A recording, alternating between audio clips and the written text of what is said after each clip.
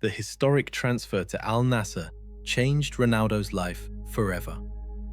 He didn't just arrive in Saudi Arabia, he transformed the entire football culture there. Overnight, he became the club's most important player, the face of a new era. He led Al-Nassr to victory in the Arab Club Champions Cup, lifting the trophy with the same fire he had carried throughout his entire career, proving once again that no matter where he goes, success follows him. Around the same time, Ronaldo added another historic milestone to his legendary journey by making his 200th appearance for the Portuguese national team. Even while starting a new chapter in a new country, he remained deeply committed to his homeland, scoring important goals and showing the world that his greatness wasn't slowing down, it was expanding. But off the pitch, life wasn't as glamorous at first. Cristiano, Georgina, and their 5 children didn't even have a home when they arrived in Riyadh. Everything had happened so fast that the family had to live in a hotel for an entire month. For Georgina, it was especially challenging. 5 kids in a single hotel room, trying to make everything feel normal while living out of suitcases. It was chaotic, overwhelming, and far from the life they were used to. But they held on, as a family always does. Eventually, things began to settle. They found a beautiful home, a place where their children could finally run and play. The kids started attending school, began learning Arabic, and slowly, day by day, their new life in Saudi Arabia bloomed into something truly special. Cristiano was thriving on the pitch. Georgina was finding her place in a new culture. Their children were adapting, smiling, growing. Everything was falling into place for Cristiano Ronaldo and his family, not just in football, but in life. This wasn't just a transfer, it was a rebirth, a new beginning that brought stability, joy, and purpose back into their world. Especially after the heartbreaking loss of their little angel, Cristiano needed something new, something that would help him breathe again, something that would lift him from a darkness no parent should ever have to face. That period was one of the most painful chapters in his entire life. Georgina spoke about it openly in her Netflix series. She said, "That was when Chris really hit his lowest point. He had to stop. He needed to be with us. He needed to sort through everything that had happened and process the huge shock we had lived through." Those words revealed a side of Cristiano that the world rarely gets to see. He was a father grieving his child, a man trying to hold his family together while drowning in pain. He wasn't thinking about football, records, or goals.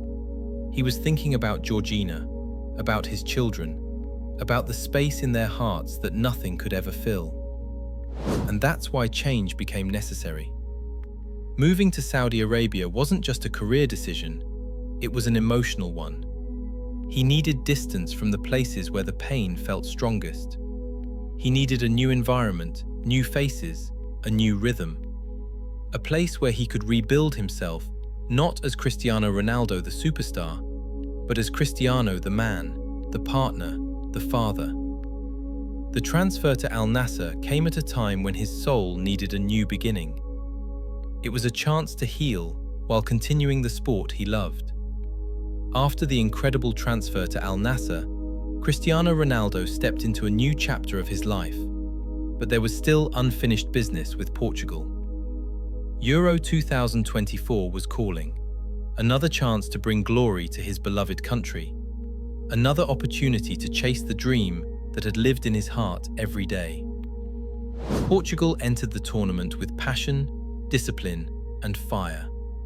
Cristiano led his team with pride as they defeated strong opponents like Turkey, Slovenia, and Georgia. Every match felt like destiny whispering in their ears, guiding them closer to something historic.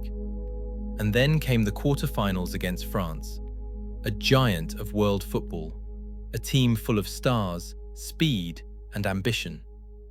But Ronaldo was ready. Before we continue, Don't forget to subscribe to our channel and tell us in the comments which footballer's life you'd like us to cover next. On the 5th of July 2024, as the stadium erupted during the Portuguese national anthem, Cristiano stood tall with a light of pride in his eyes, feeling the weight of the moment settle on his shoulders. Every cheer, every chant, every flag waving in the crowd reminded him of the journey that had brought him. He wasn't just playing for himself, he was playing for his country, for his family, for every young boy and girl in Portugal who dreamed of seeing their nation lifted high. When the match began, the tension in the air became almost unbearable. Both Portugal and France created chance after chance, pushing each other to the limit, but neither side found the breakthrough. Every second made the night feel heavier. Every near miss made it feel like the entire world was holding its breath. And then, after 120 minutes of heart-stopping football, the scoreboard still showed 0-0. It was time for penalties. This was the moment that separates legends from the rest. The entire world was focused on one man. Cristiano Ronaldo stepped up to take the first penalty for Portugal. He lifted his head, scanned the stadium, eyes burning with determination. Pressure like this could break 1,000 players. But for Cristiano, pressure was oxygen. He ran, struck the ball, and scored. The stadium exploded with joy, but they all knew it wasn't over yet. France scored, Portugal missed. France scored again, Portugal scored, but then missed another. France kept scoring, one after another, as if guided by fate. When the final penalty went in for France, silence washed over the Portuguese supporters. Cristiano simply stood still, looking around the stadium in disbelief, feeling the dream slip away. Then, Pepe, his brother in football for 16 years, collapsed into his arms, crying uncontrollably. Cristiano held him tight, but inside, he was fighting his own storm. The pain was deeper than words. This wasn't just a loss, it was the end of a dream he had carried with him for 2 decades. Football can lift you to heaven and break you in seconds. And that night, it broke Cristiano Ronaldo. Later, Cristiano posted a tweet where he said, "We wanted more, we deserved more, for us, for each one of you, for Portugal. We are grateful for everything you have given us and for everything we have achieved so far. On and off the field, I am sure that this legacy will be honored and will continue to be built together." On February 5th, 2025, Cristiano Ronaldo celebrated his 40th birthday. Now, reaching this age while maintaining his remarkable health and athleticism, he has begun to reflect more openly on retirement, weighing the closing chapters of an extraordinary career. Ronaldo has become the first billionaire in football, a testament to his relentless dedication, smart decisions, and global influence, living the life he once dreamed of as a boy playing barefoot on the streets of Madeira. His eyes are set on the 1,000 career goals milestone, a feat that feels almost within reach as he currently stands at 953.